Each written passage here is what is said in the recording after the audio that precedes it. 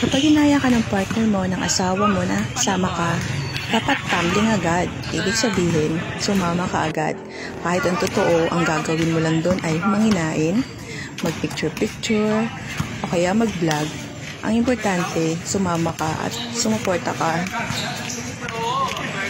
At least ikaw ang piniling kasama, diba? Minsan kasi, pag sobrang tagal na ng relasyon, nakakalimutan na natin na partner muna tayo bago tayo naging magulang.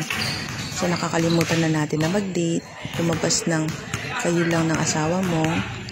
Kasi nagigilty tayo sa naiwanan ng mga bata. Pero, hindi naman yun masama. Pwede naman natin silang iwan sa mapagkakatiwalaang mga tao. Yung mga labahan at mga hugasin, hindi din naman sila tatakbo. So, pwede natin silang balikan pagkatapos nito. Yun lang.